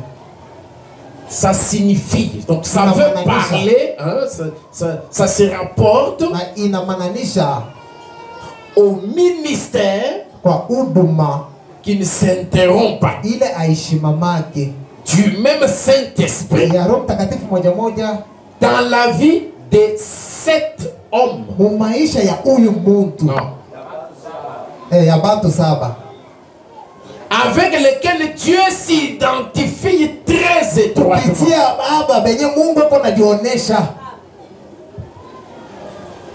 C'est un ministère. Ni huduma, Un seul ministère huduma moja qui est continuel. yenye ko naendelea, Un seul esprit roho moja qui est continuel yenye ko naendelea dans les âges de l'Église, mu vizazi vya kanisa, travaillant à travers cet homme mukutumika kupitia bantu saba, avec lequel Dieu kupitia bo Mungu s'identifie très étroitement. anajionesha tu muwaki kabisa. C'est cette personne-là, Na hao bantu saba ils sont ses yeux ni macho yake yeye Mungu, et ils sont ses lampes. na ni mata yake saba. Nous voyons sans peine Tunaona hapa bila tu kuteswa kuhangaika. de quels hommes il s'agit. Abantu kani benye beko nasemezea hapa. Il s'agit de la proposition suivante Hapa ni kwa maneno yako nafuata. qui dit qu'ils sont les 7 étoiles. Yeye anasema ni manyota saba. Et nous savons déjà que les 7 Na étoiles tunajua kwamba manyota sont saba les 7 messagers de 7 ans. kwa ujumbe saba tu kwa vizazi saba vya Comme kanisa. c'est beau. aliko vizuri. Vous voyez? Mnaona? L'étoile a été créée pour réfléchir la lumière pendant la nuit. No nyota wairumba ndio aanza kuangaza yangaze tu Quand bushiku. le soleil s'est retiré. Wakati jua isha Et kuingia. même le messager Na aba mjumbe. représenté par une étoile Na bote ko benye kwa mfano tu ya nyota. de chaque âge Ya kila kizazi. devait réfléchir la lumière du Fils. Na bote toshi kutosha nuru ya mwana. C'est ce qu'ils nous ont tout à fait, tous fait par le Saint-Esprit. Na ndio vyenye bote balifanya kupitia Roho Mtakatifu. Donc l'agneau Ni kondoo n'est pas seulement un diamant, yana paka jamaa. mais il est aussi l'arc-en-ciel Naye tu ni mwaza gongolo. à 7 couleurs. Ya marangi saba. Il est le diamant Yeye ni jamaa. à 7 faces. Ya mauso Il est saba. le diamant Eko jamaa à 7 coins. ya makona saba. Il est l'agneau Eko kondoo à 7 yeux. ya macho saba. Il est l'agneau Yeye ni kondoo avec 7 lampes. na mataa saba. Il est l'agneau Yeye ni kondoo avec 7 esprits. na maro saba. Amen. Amen. Qui les compose lui. Yenye ko na mtunga tu. Yenye ko na Mais il est aussi naye eko l'arc-en-ciel mwaza gongolo à 7 couleurs. wa marangi saba. Le même arc-en-ciel Ule tu mwaza gongolo moja avec moja. 7 différentes couleurs. Lakini na marangi ya kuachana Et saba. chacune de ces couleurs Na kila rangi montre ou identifie chacune de ses natures. na eko naonesha umbo wake. Hébreux chapitre 6, 3e partie. Ibrania 6 kipande cha 3. Du 15 septembre 57. Inakubiria Paragraphe 628. Kifungo 628. Le prophète Branham dit, Nabii Branham anasema ce grand précurseur nous a précédés. huyu mwenyewe alitangulia, Il a ouvert la voie. yeye alifungula njia Il est devenu d'esprit qu'il était, na anatoka kuroho kwenye alikuwa des grandes sources de l'arc-en-ciel de Dieu, chemchemu kubwa tumaza kwa Mungu. qui n'avait ni commencement ni fin. Ule alikuwa ni mwanzo wala mwisho. Il était depuis toujours Yeye Dieu. alikuwa tangu tu eko paka Mungu. Ces rayons de lumière est sorti. Na manuru yenyewe ya mwangaza C'est inatoka un rayon d'amour. na ni mwangaza tu ya mapendo. C'est le rayon principal. Ni mwangaza yenyewe tu ya pakati. Les rouges. Ile ya mwekunda. Quand vous voyez l'arc-en-ciel, Na wakati unaangalia mwaza gongolo c'est naturel, na yenyewe mais ça parle d'un Dieu infini. lakini tunasema kwa Mungu bila mwisho. Un Dieu qui a 7 couleurs. Mungu tu mwenye kwa na marangi Un Dieu saba. qui a 7 esprits. Mungu mwenye kwa na maro saba. Et parmi ces 7 esprits, Na katika ile maro saba, parmi ces 7 couleurs, katika marangi saba, il y a une couleur principale. yako na rangi tu moja yenye kuwa. Abraham dit c'est le rouge. Na tunasema ni ya mwikunda. Abraham dit Tunasema la couleur qui vient ensuite c'est le bleu. rangi yenye kunafuata ni ya bleu. La couleur principale c'est le rouge. Yenye kuwa tu ya kabaile ni ya Et mwikunda. le rouge c'est l'amour. Ya mwikunda ni mapendo. Amen. Amen. La couleur suivante c'est le bleu. Na rangi yenye inafuata ni ya bleu. Le bleu c'est la loyauté. Ni tu ni utawalo. Ensuite sont venues les autres couleurs. Kisha marangi yenye inafuata. Jusqu'aux 7 couleurs parfaites. Ina marangi yote saba kamili. Qui sont les 7 esprits de Dieu. Yenye kwa tu maro saba ya Mungu. Qui sont sortis de cette grande source. Yenye kutoka tumule chemchemu Ou kubwa. de ces grands diamants. Au kwa ule jamaa Il mnene. revient encore au diamant. Anarudia tena kule. C'est ce que Jésus a exprimé. Na ndio Yesu alisema. Ces grands diamants étaient taillés. Na ile jamaa mnene yenye ilichongoliwa. Il a été taillé Balichonga au mzuri. calvaire, n'est-ce pas? Kule Kalvari Yesu. Pour refléter ces couleurs. Na ndio aoneshe rangi yayo. Dieu a été fait chair Mungu tu alifanya mwili. et a habité parmi nous Alikeshi katikati yetu. pour pouvoir refléter sa bonté et sa Na ndio miséricorde. aoneshe kwa wema wake tu na Parmi nous, huruma wake par katikati des yetu. dons, Kupitia mazawadi. des signes et des prodiges. Alama na mamidiza. Tous ces grands arcs-en-ciel avaient pris la forme d'une théophanie, Na ile rangi mwanzo ikachukua tu mwili ya Teofania. faite à l'image de l'homme. Yenye kufanya tu mwili ya muntu. Mais là, il n'était pas un homme. Lakini kule ashikukue Il n'avait muntu. pas encore de chair. Yeye ashikukue na mwili ya mnofu. Il était une théophanie. Yeye alikuwa Teofani. Nous allons parler de tout ça Tutasema kwa ajili ya hiyo yote. pour arriver à notre troisième partie du message Na ndio kufika kusemu yetu ya tatu ya ujumbe. que le mystique avait donné à l'homme sage. Yenyewe tu wa mastajabu alipatia huyu mtu wa hekima. Amen. Amen. Alors nous avons compris ce qu'est l'agneau. Sasa tunaelewa kondoo ni nani. Nous avons compris ce qu'est le diamant. Na tunaelewa jamaa ni nini. C'est Christ. Ni Kristo. L'agneau de Dieu. Kondoo wa Mungu. Ayant cet esprit. Yenye kuwa na roho saba. Est-ce que nous sommes ensemble? Ayant cette face. Yenye kuwa na maoso saba. Ça c'est bien pénétré. Hii inaingia mzuri. Maintenant le message. Sasa ujumbe. Qui était caché là-bas. Yenye ilifichwa mule. C'est le message scellé de cette sceau. Ujumbe yenye kuchapiwa kwa mihuri saba. Qui doit être révélé. Ili pasha kufunuliwa par l'agneau. Kwa kondoo. Mais l'agneau. Lakini kondoo. Quel agneau? Sasa ni kondoo gani? Quel est l'esprit parmi cet esprit-là qui va révéler le message qui est caché sous les diamants? Ni roho gani katika ile maroho mwenye atafunua yenye siri ilikuwa ndani ya jamaa? Et à quel moment ce message doit être révélé? Na wakati gani yenye ujumbe itafunuliwa? Parce que ce message, c'est un trésor caché dans un vase de terre. C'est une gloire cachée dans des pots de blaireau. La brèche entre les 7 ans de l'église et les 7 sceaux. Paragraphe 29. Ce livre scellé de 7 sceaux est révélé au temps de 7 tonnerres d'Apocalypse 10. C'est cela que ça nous interroge. Branham fait la déclaration en disant les 7 sceaux sont révélés au temps des 7 tonnerres d'Apocalypse 10. Apocalypse 10 dit ceci. Je vis un autre ange puissant qui descendait du ciel. Et quand l'ange puissant est descendu, il a crié d'une voix forte. Juste au moment où il a crié, il y a eu 7 tonnerres qui se sont fait entendre. Et les 7 tonnerres ont dit des choses. Jean, qui était le messager terrestre, a voulu écrire. Et la voix lui dit, n'écris pas ça. Scelle ces choses. Cache ces choses. Cache ce message. Ce message n'est pas à ouvrir à n'importe quel moment. Parce qu'il faut qu'il accomplisse des paradoxes. Il faut que ce message miraculeux soit ouvert à l'heure ultime. C'est ça que la voix dit à Jean. C'est ce qu'on dit les 7 tonnerres. Ne les écris pas. Et au verset 7 d'Apocalypse 10, on dit mais à la voix du 7e ange, au jour de la voix du 7e ange, c'est-à-dire au temps de la fin, et Branham dit que c'est aujourd'hui. Quand ce 7e ange, quand le 7e esprit de l'agneau, amen, ce ne sont pas tous les 7 esprits qui vont ouvrir.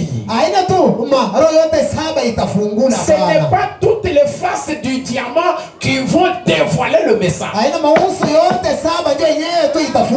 Mais il y a une seule face qui est en bas, en contact avec le message lui-même,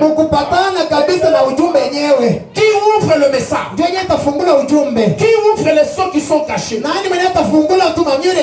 Mais c'est l'agneau. Mais Branham dit c'est l'agneau qui ouvre le sceau. Mais écoutez, l'agneau il est le diamant. Pour que le sceau qui est en dessous du diamant soit ouvert, il faut que la face qui cache, qui est en bas, soit découverte. Or, quand nous allons aux étoiles, ce sont toujours les mêmes faces du diamant. Ce sont les mêmes lumières de l'arc-en-ciel. Ce sont les mêmes lampes de ces 7 chandeliers. Est-ce que vous dites amen à ça? Alors ces 7 étoiles ont été envoyées par toute la terre. Dans chaque âge, Kila kizazi qui arrivait, kenye kilikuwa nafika, Dieu avait un centre de contrôle. Mungu alikuwa na fashion ya kuchunguza. L'agneau avait un quartier général. Kondoo alikuwa na quartier yake general. Quand l'âge arrivait, Wakati kizazi kinafika, l'agneau allait, il faisait briller une face. kondoo alipashwa tu kuangaza tu kungambo moya au Les kuso moja. diamants ici Hii jamaa hii se tournaient et faisaient briller une face. ilipashwa tu kugeuka na kuangaza ako tu uso Et moja. toutes les faces ne regardent pas dans la même direction. Na mauso yote itaangalia ngambo moja pana. L'un regarde dans cette direction, Na ingine l'autre itaangalia là-bas, huko, l'autre ingine là-bas. kushoto, ingine kumgongo. Mais la face qui est restée le plus longtemps en bas, cachée. Lakini uso yenyewe ilibakia tu wakati mrefu tu yenye kuficha. L'étoile qui est restée le plus longtemps dans la main de Dieu. Nyota ilibakia muda mrefu mkononi ya Mungu ya Le Yesu. serviteur qui est resté le plus longtemps dans la maison royale. Mtumishi alibakia tu muda mrefu tu mjumbe tu falme. C'est la dernière étoile. Na ni nyota ya mwisho. La dernière lumière. Ni nuru ya mwisho. C'est la dernière lampe. Ni taa ya mwisho. C'est la dernière face du diamant. Uso tu ya mwisho ya jamaa. Et cette face s'appelle William Na Branham. ile uso inaitwa Je William parle Branham. aux gens qui ont déjà grandi. Na mimi nasemeze batu benye kukomala. Cette dernière étoile Huyu nyota wa mwisho s'appelle Frère Branham. anaitwa ndugu Branham. Les croyants du message doivent déjà incarner, imprimer ça en eux. Bomba anapaswa kuiingisha na kuitumbukiza kabisa ndani mwabo. Point que, Munukta kwamba même si ce sont les études de ce monde, hata kama ni majifunzo ça ne peut pas vous arracher cette connaissance. haiwezi kukutocha hii tu ujuzi. Même si ce sont les oppositions du monde, Hata kama ni mapinganisho ya ils ne dunia peuvent pas vous arracher cette connaissance. haitakutosha tu hii ujuzi. Même si on me tape, Hata kama nanipika, on meurtrit mon corps, hata kama bananivunja, même si on me tue, hata kama bananiua, dès que je ressuscite, wakati tu nafufuka tu je dirai toujours nakubambia mpaka que William Branham, William Branham la septième étoile, nyota wa saba. William Branham, William Branham la septième lampe, ni maleta ya William saba. Branham, William Branham la septième face du ni diamant. uso wa saba tu ya Tout jamaa. ce que je dis est branhamique. Chochote mimi nasema tu ni Branhamika, C'est la vérité. ni ukweli. Est-ce que ça pénètre bien? Eti vinaingia mzuri. Quelqu'un peut dire gloire au Seigneur. Eti kama tunasema utukufu kwa Bwana. Que Dieu soit loué. Mungu asifiwe. Nous sommes dans l'âge Tuko mkizazi où la connaissance doit augmenter. ujuzi unapaswa kuwa mingi. Nous sommes dans l'âge Tuko mkizazi où personne n'a le droit d'être ignorant. yenye mtu tu ashitasema mimi sijui kitu. Vous n'avez pas le droit d'être ignorant. Wewe hawezi kubakia tu bila Parce kujua. que tout ce que Dieu avait dans son stock, Kwa sababu vyenye Mungu alichunga il vyote. l'a déversé dans son église. Yeye anapungusha vya kanisa. Tout ce qui était caché Vyote vyote vilifichwa. a été révélé. Vyote vilifunuliwa. C'est pourquoi frère madame dit, Ndio kama ndio anasema je ne vous ai rien caché. Yesu nifuchike kitu. Je vous ai donné tous les conseils de Dieu. Ili nipatie shauri yote ya Mungu. Qui parle, Nani anasema c'est le plus ancien serviteur dans la maison du roi. ni mtumishi wa zamani kabisa, mjumbe wa mfalme. Il vous dit, Ananiambia j'ai rencontré les mystiques. mimi nikutana na wamastajabu. J'ai rencontré l'ange du Seigneur. Nakutana na malaika wa Bwana. J'ai rencontré la colonne de feu. Nakutana na gusa la moto. Et cette colonne de feu Gusa la moto. qui avait écrit la bague, Mwenye aliandika tu cette colonne de feu gusa la moto. qui avait conçu la bague, Mwenye alitunga pete. cette même colonne de feu Gusa la moto moja qui moja. avait caché le message Mwenye dans la bague, alivunja tu ujumbe ndani ya cette pete. colonne de feu Gusa la moto moja qui a moja. écrit l'Ancien Testament, cette Sale. colonne de feu Gusa la moto moja moja. qui a écrit le Nouveau Testament, Agano Jipya. cette même colonne de feu Gusa la moto moja moja. est venue au temps de la fin Inakuja wakati ya mwisho. pour interpréter la Bible. Na juu ya kuna tena Biblia. Quelqu'un peut dire un grand amen? Eti mtu asema mina kubwa. Quand Branham vous dit, Kama Branham ananiambia. comme Moïse est allé dans le désert, Sasa vile Musa alienda mjangwa. et là-bas, Dieu lui est apparu. Na kule akaona Mungu. La colonne de feu lui est apparue. Gusa la moto ilimuonekanikia. Et il a eu la révélation pour écrire tout l'Ancien Na Testament. akapata tu ufunuo jua aandike Agano la Kale. Paul qui était seul. Paulo alikuwa Saul. Quand il a aussi rencontré la colonne de feu. Wakati alikutana na guza la moto Sur le chemin, mule munjia kwa Emmaus, le chemin de la persécution, kwa ile njia tu ya mateso avec une pensée négative, na mawazo yake tu ya mubaya, il allait pour persécuter les chrétiens. yeye alikuwa naenda juu atese wa Kristo Des hommes. batu.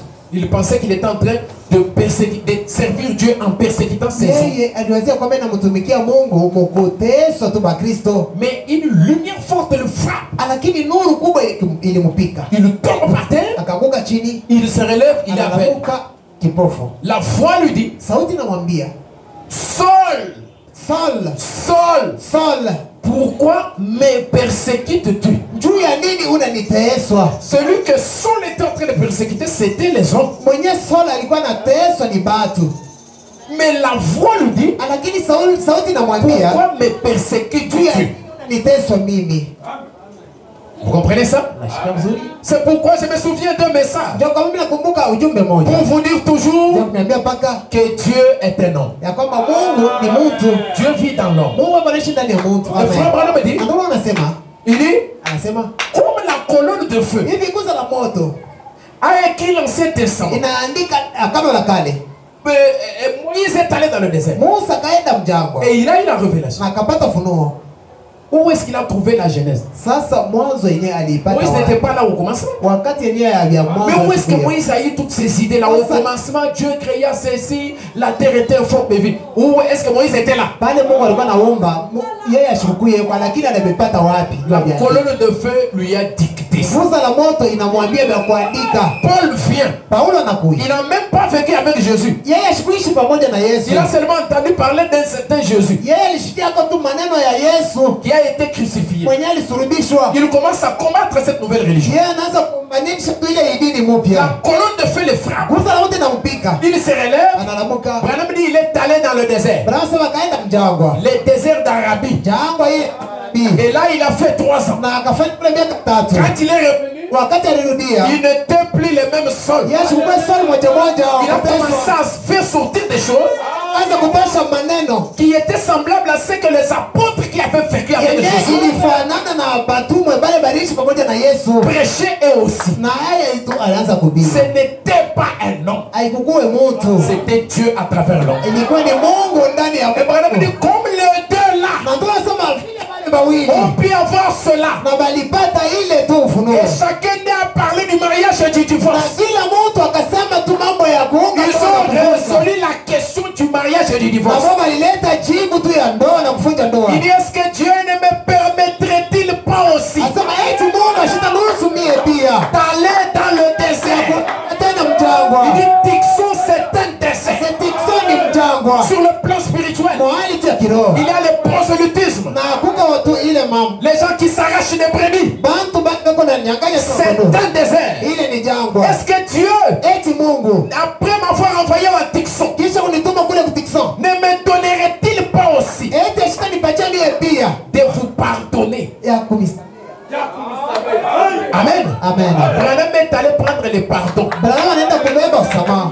C'est pas Branham qui pardonne. Haina Branham C'est l'agneau qui pardonne. Mais si Branham n'était pas là, Sasa kama Branham ashukue l'agneau n'allait pas envoyer son pardon. Kondo yeye ashita tuma tu usamaha wake. Est-ce que vous dites Amen à ça? Tunasema mina L'agneau de Dieu, kondo wa Mungu le Saint-Esprit, Yeye marosa et le septième esprit, c'est Frère Branham. ni ndugu Branham. Pour vous ajouter encore, Najua niongezee tena. la Bible dit, Biblia dans inasema le livre de Matthieu, kitabu cha Mathayo. Jésus dit, Yesu anasema en ce jour-là, mwile siku je séparerai le bouc d'avec les brebis. mie nitakabula tu makondo J'enverrai le mambushi. bouc à ma gauche et les brebis à ma droite. Mambushi pataenda ngambo na makondolo ngambo. Et je dirai au bouc, Na nitaambia mambushi j'étais en prison. mie nilikuwa Vous mkifungo. n'êtes pas venu me visiter. Amunifaridi hapana. J'étais malade, Nilikuwa vous ne mgonjwa. m'avez pas consolé. Amunifaridi. J'avais faim, Kwa na njaa. vous ne m'avez pas donné à manger. Amunipatia chakula. Quand est-ce que Jésus avait faim? Wakati gani Yesu alikuwa na njaa? Quand est-ce que Jésus était allé en prison? Wakati gani Yesu alifungwa? C'est en vous. Ni ndani mwenu. Ça a toujours un rapport avec l'homme. Inaikalaka tu kufanana na mtu. Est-ce que vous dites amen à ça? Amen. Alors les conseillers ultimes, Sasa mshauri ule anasema, les conseillers de Saoul, les sages de sa cour, ule tu wa hekima kabisa tu wa mpango yake, nous l'avons pris comme étant un prophète messager. tunamchukua kama nabii wa kizazi. Un homme qui est entré en contact avec le mystique. Mtu ule alikuwa tu mshiriki tu na kimasta. Un aigle. Mtai. L'homme qui est entré en conseil avec le roi. Mtu ule aliingia tu mshauri na mfalme. Dans le conseil même de Dieu. Mwenye ushauri wa Mungu. Et aujourd'hui nous avons un homme. Na leo tuko na mtu. Il s'appelle William Branham. Anaitwa William Branham. L'œil de Dieu. Licho ya Mungu. La mère du roi est morte encore très jeune. Mamake tu mfalme alikufa ingali kiana. Non, elle est morte pendant que le roi était encore jeune. Alikufa wakati tu mfalme alikuwa tu kiana. Et Branham dit, c'est la mort de l'église. L'église est morte à Nicée. En 325 après Jésus-Christ.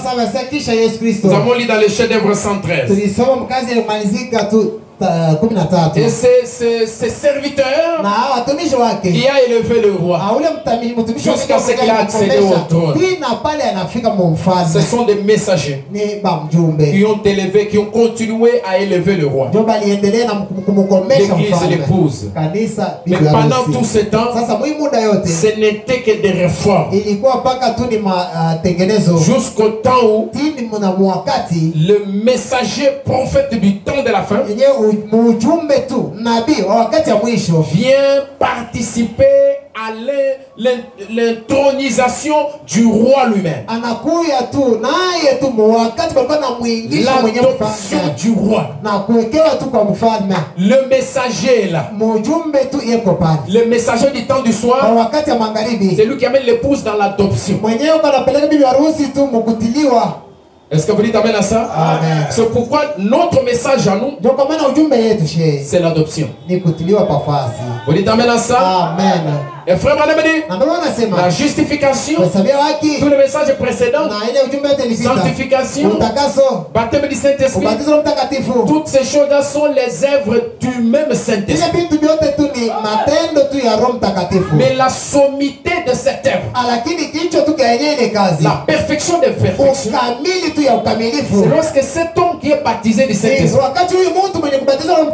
si vous l'êtes réellement, lorsque cet homme-là, vous êtes adopté, vous êtes placé, c'est en ce moment-là que vous atteignez le sommet de ce message. Maintenant entrons dans le message que le vieil homme dit. Il dit, je ne suis pas sage, je ne suis pas savant, je ne suis pas érudit, mais je connais le message, car il n'y en a qu'un. Et c'est la même déclaration que frère Branham fait. Il dit, je ne suis pas instruit, je n'ai pas fait beaucoup d'études, mais j'ai un message pour l'église. Le messager ajoute, il dit, personne parmi tous ces gens ne peut te donner ce message. C'est le mystique. Et moi j'ai rencontré ce mystique-là. C'était réalisé.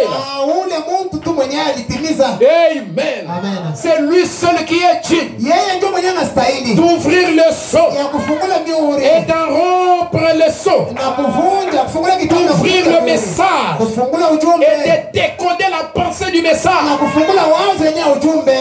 Amen. Parce que le message est un message fort, un message puissant. Alléluia. Un seul est digne. Amen. Et ce seul-là, c'est l'agneau de Dieu. C'est pourquoi Jean s'est mis à pleurer. Il a pleuré. Il a dit, oh, toute l'humanité entière sera perdue. Si le livre n'est pas ouvert, toute l'humanité sera perdue.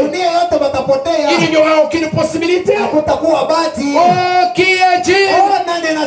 La Bible dit personne n'était digne, ni sur la terre, ni sur la terre, ni dans le ciel. Personne n'était digne d'ouvrir les livres et de rompre le sceau et d'ouvrir les diamants. personne n'était dit. Akukuwe mtu mwenye kustahili. Mais j'ai entendu une voix Lakini nasikia sauti. pendant que je pleurais. Wakati nilikuwa nalia. L'un des vieillards me dit, Mmoja wa mzee ananiambia, Jean, ne pleure point. Yohane kama ushilie. Voici le lion de la tribu de Juda, Angalia simba wa kizazi cha Yuda. les rejetons de David, Na mtoto wa Daudi. a vaincu. Yeye anashinda. S'il a vaincu, Kama anashinda. ça veut dire qu'il vient d'une bataille. Manake anatokea tu muvita. Est-ce que vous dites amen à ça? Amen. Ça veut dire Manake qu'il a combattu la mort. yeye anakombanisha Il a vaincu la mort. Anashinda kifo. Il a vaincu le séjour de mort. Il a vaincu la tombe. Anashinda kaburi. Il a vaincu la trinité de Satan. Anashinda tutu butatu kwa Mungu wa Et Biblia. il a vaincu. Na anashinda. Il est devenu digne. Anakuwa mwenye kustahili Digne d'ouvrir les livres ya kufungula kitabu et d'en rompre les na sceaux. kuvunja mihuri. Et j'ai vu au milieu du trône des quatre êtres vivants et au milieu des veillards Naangalia katikati tu ya kiti tu. un agneau qui était immolé. C'est que nous venons de lire. Ndio tunatokea kusoma. Il avait cette corne dit Alikuwa tu na et cette tête. alikuwa tu Et na sept seko yeux. saba na macho saba na vichwa saba. Et là, il y a eu un nouveau chant. Na pale kulikuwa mwimbo mpya. Tous les ciels ont commencé à chanter. Na mbingu mzima bakaanza Un kuimba. cantique nouveau. Wimbo mpya. Alléluia. Amen. Ce n'est plus le pleur. Haina tena kulia. Ce n'est plus le temps de pleurer. Haina wakati ya kulia. Parce que là, Kwa sababu même pale si tu as perdu de bataille, hata kama tu wewe walikushindwa. même si tu as été coincé par Satan, Hata kama ibilisi tu alikuweka tu le kufunga na péché kufunga. t'a pris en otage. Dhambi tu inakubeba na kukubebelea. Puisque l'agneau a vaincu, Tu mwana kondoo anashindwa. puisque le diamant a vaincu, Tu jamaa tu anashindwa. puisque l'agneau a vaincu, Mwana kondoo anashindwa. il y a un nouveau cantique. Uko mwimbo mpya. Ce n'est plus le pleur. Haina tena bilio. Oh, moi je suis pauvre. Wangu tu mashikini. Oh, moi je n'ai rien. Mie sina kitu. Je suis un faux rien. Mie sina wabei. Je ne signifie rien. Sina wamana. Moi ici, je ne peux pas combattre et vaincre la colère. Mie siwezi tu kukombanisha kishindana na kumaliza. Non, c'est le changement des cantiques. Hapa ni kubadilika tu kwa mwimbo. Maintenant, c'est un nouveau chant. Hapa sasa ni mwimbo mpya. Quel est ce chant Mwimbo mpya ni mwimbo qui est gani? digne de prendre le livre Wewe unastahili kubeba tu et kitabu. d'en rompre les sceaux? Vunja mihuri. Car tu as été immolé Wewe ulichindiwa et tu as racheté. na wewe unakombola. Racheté pour Dieu Kombola juu ya Mungu. par ton sang Kupitia damu yako. des hommes de toute tribu, Unakombola bantu tu makabila de yoyote. toute langue, Ya lugha de yote. tout peuple, Ya mataifa ya de Bashana. toute nation. Ya mataifa yote. Tu as fait un royaume. Wewe unafanya tu ufalme. Alléluia. Amen.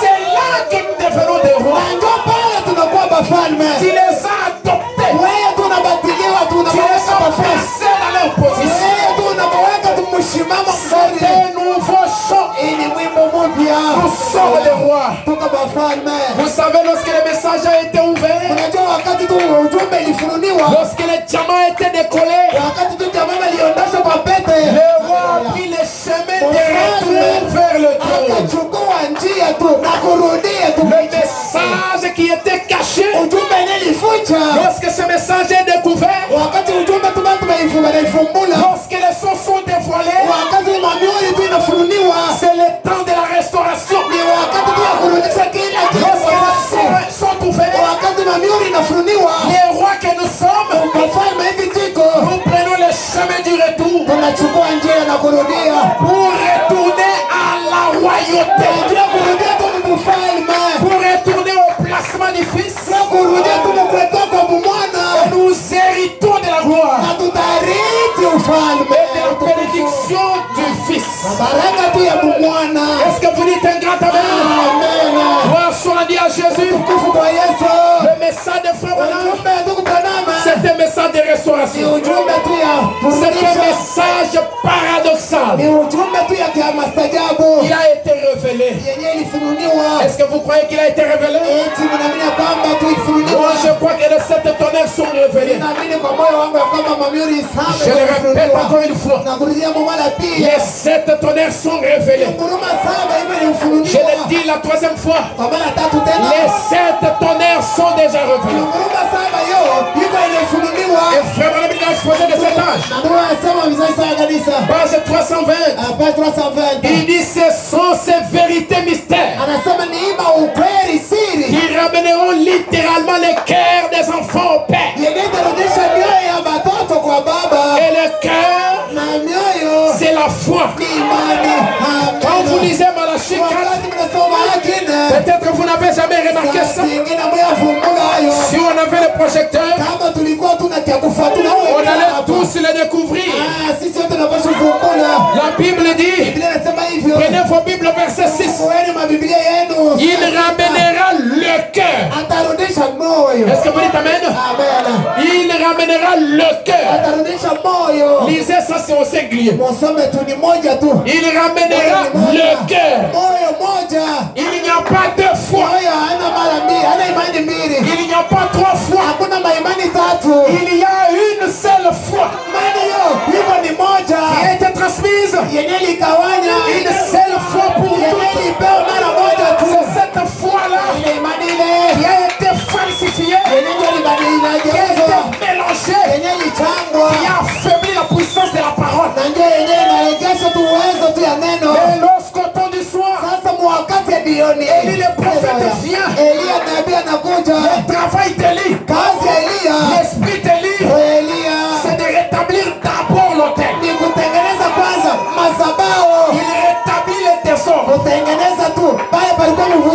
rétablit la parole. Il remet la vérité à sa place. Quand il a remis la vérité à sa place, il place l'offrande. Il place les sacrifices. Il lève les mains en l'air. Il appelle le feu. Et le feu descend. Pourquoi le feu est descendu? C'est pour confirmer que la parole qui a été prêchée est la vérité. Pourquoi le feu descend? C'est pour confirmer que les 7 tonnerres sont la vérité. Et quand le feu descend, quel est le travail du feu? C'est pour créer un réveil. Le feu, c'est le réveil. Le réveil de 7 tonnerres. Le réveil du temps du soir. Ce sont des hommes et des femmes dans lesquels la puissance de Dieu est active. Puisque ce jour ont entendu les 7 tonnerres. Les 7 tonnerres, c'est la parole du jour. Et la Bible dit, la foi vient de ce qu'on et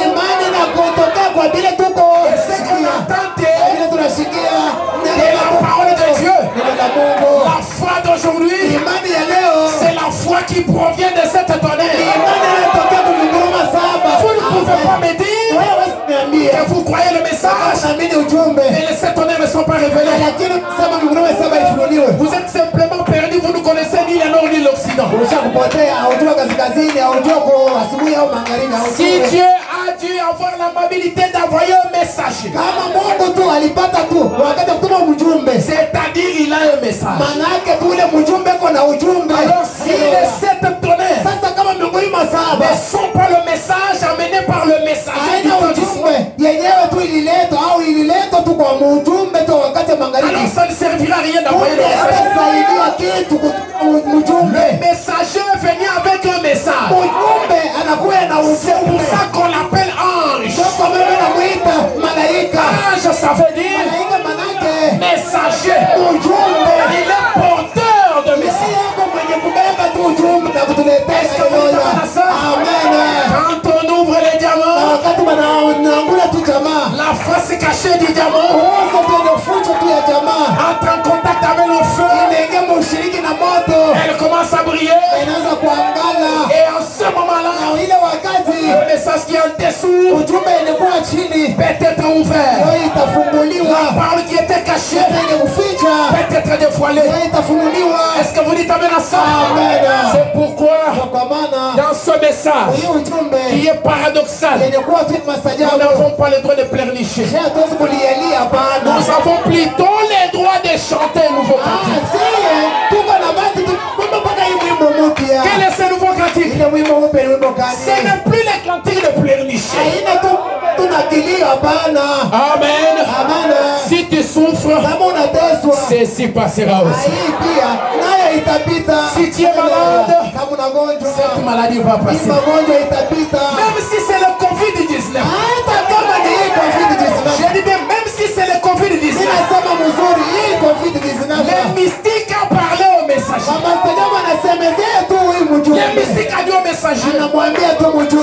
jamais les gens te croient. Kabla leta tu bantu mukuamini wewe. Quand un démon ne résistera à ta prière. Hata tu kimoja kitashindana kwa maombi Dieu Mungu ne s'éloigne jamais de sa commission. asitengane kabisa tu kukazi yake. Même si c'est une maladie, Hata kama ni magonjwa. ceci passera aussi. Pia itapita. Alléluia. Amen. Même si c'est le célibat, Hata kama tu ni ceci passera aussi. haya pia itapita. Même si c'est la faiblesse sexuelle, Hata kama ni nguvu tu ya ceci passera aussi. haya itapita. Alléluia. Amen. Peu importe la maladie ou le problème, Izuru nini ya magonjwa au que cela passe. ile ipite. Que cela passe. Ile ipite. Ma fille, mon fils, Mtoto yangu. si tu es accablé par des problèmes, Kama uko na jambo. Jésus a dit, Yesu anasema venez à moi, vous tous qui êtes ukuje fatigués. kwangu nami kuachia tu upumziko. Est-ce que vous croyez le message de Frère Branham? Tunaamini tu na Branham. Avez-vous déjà vu quelqu'un dans un véhicule portant un sac sur la tête? Tushaona kwa mtu ndani ya gari lakini mwenye mfuko wa makala yuko. Quand vous avez votre sac, Kama uko na mfuko yako, et vous et votre sac, wewe na mfuko yako. vous êtes portés par le véhicule. Mama yako mwenye kumbebea kwa gari. Et nous avons un camion au temps de la fin. Na tuko na kamia unaenda tu wakati ya mwisho. Nous avons un avion au temps de la Tuko fin. na ndege wakati ya mwisho. Déposez tous vos fardeaux. Wewe tu mabushiko yako weke tu Cet ndani. avion-là, Ule ndege qui nous emporte bientôt vers le ciel. hapa karibu atakupeleka mbinguni. C'est le message du temps de la fin. Ujumbe wakati ya mwisho. Ce sont les 7 tonnerres. Ninguruma saba. Amenez cela. Na leta mulete tu Amenez cela. leta mamambo yako. Déposez ça. Leta tu kumaskini mwako wote na wewe. Toi Na wewe. et les fardeaux, Bushiko mwako. vous serez portés. Hata nibeba moyo wote. Quelqu'un peut dire victoire. Eti kumitasema ushindi. Quelqu'un peut dire victoire. Kumitasema ushindi. Victoire. Victoire. Victoire. Victoire. Victoire. Victoire. Victoire. Victoire. Victoire. Criez très fort.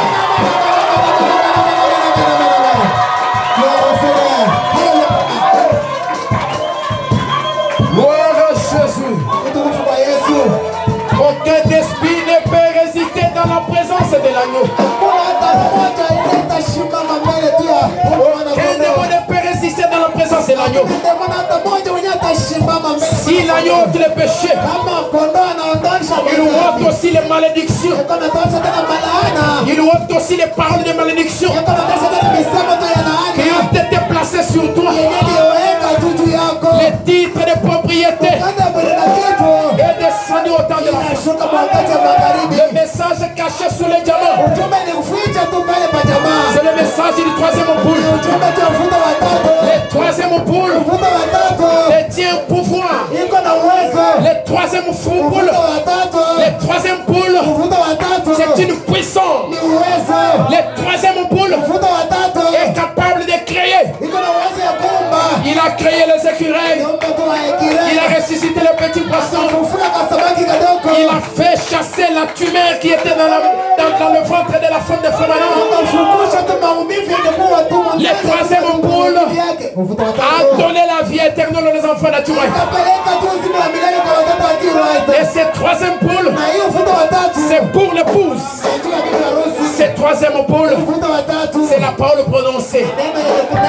Laissez-moi déclarer que pour le célibat, 3 mois ça suffit.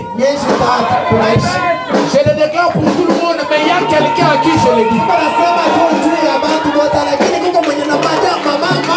Si tu crois que c'est pour toi, ça sera pour toi. Dans 3 mois, c'est terminé. Remplace ce que je dis là par ton problème.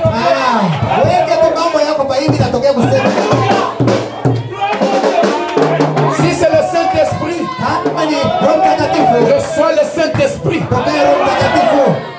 Reçois le Saint-Esprit. Reçois le baptême du Saint-Esprit. Au nom de Jésus-Christ. Nous allons chanter un nouveau cantique. Alléluia. Oh, yeah, rejoins-toi jamais. Yeah, rejoins-toi jamais. Oh, yeah, rejoins-toi jamais. Jésus les change. Ceci passera aussi. Yeah, rejoins-toi jamais.